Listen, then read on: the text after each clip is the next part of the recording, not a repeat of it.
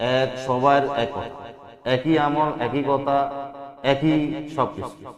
কিন্তু আমাদের এই দেশে মানে এতই সমস্যা হচ্ছে, এ বলছে একদিকে কথা, এ বলছে আর আরেকদিকে টানি নিয়ে নিচ্ছে।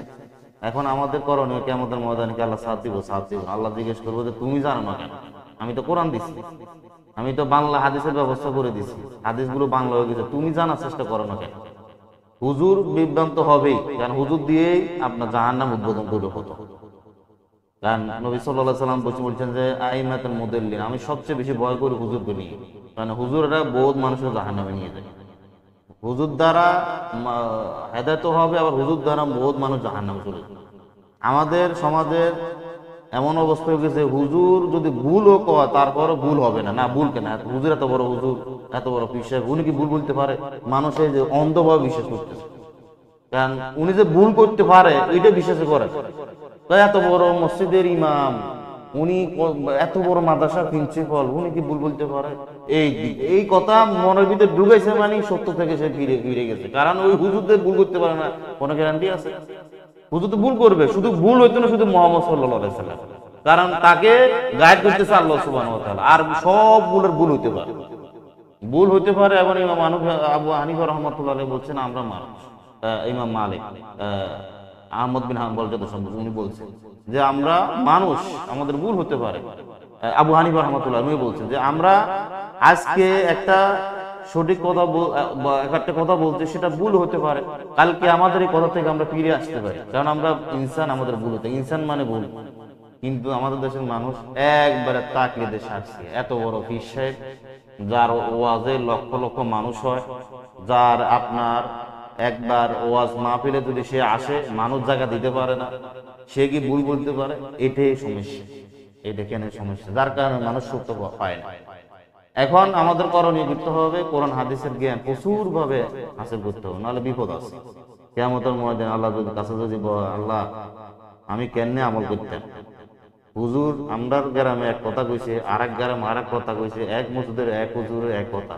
আল্লাহ বলবো যে আমি তো তোমার 60-70 হয়ের দিছি, তুমি শিখো না কেন? তোমার তো একটা লং টাইম আমি দিছি, তুমি শিখো নয় কেন? তুমি কোরআন পড়ো না কেন? হাদিস পড়ো না কেন? তুমি যাচাই বাছাই করো না? তোমার তো জ্ঞান দিছিলাম, ভালো খারাপের মন্দ, ভালো মন্দের জ্ঞান তো তোমাকে দিছিলাম, তুমি চেক করো না কেন? আমাদের দুনিয়ার ক্ষেত্রে কিন্তু আমরা সবাই সচেতন, কিন্তু আখিরাতের ক্ষেত্রে এসে আমরা সবাই আলু মার্কা হয়ে যাই। কেমনে?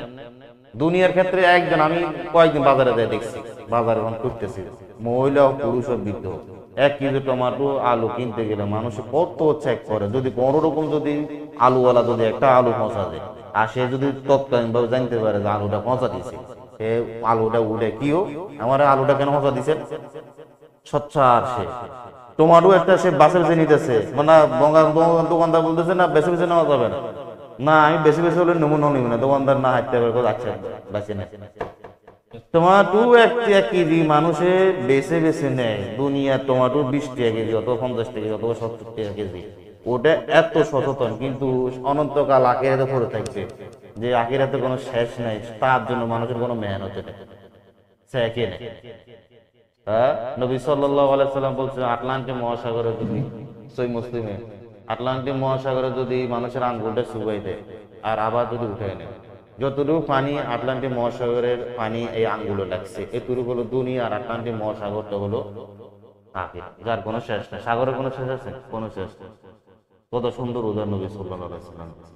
ইয়ালামুনা যাহিরাম মিনাল হায়াতিদ দুনিয়া, আল্লাহ বলছেন যে মানুষ দুনিয়ার বাহ্যিক বিষয় সবগুলো জানে, কিভাবে উন্নত করতে হবে, কোথায় গেলে পয়সা পাওয়া যাবে, কোথায় গেলে কি করতে হবে, বিল্ডিং কিভাবে করতে হবে, কোথায় চাকরি করলে বেতন বেশি হবে, সব কিছু মানুষও জানে।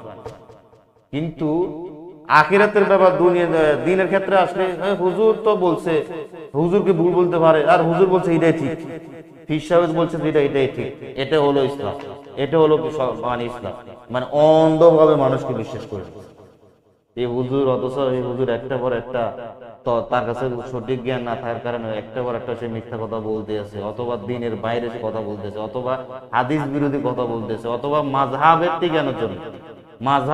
টিকানোর জন্য সে আপনার ভুল কথা বলতেছে। ঠিক আছে? এজন্য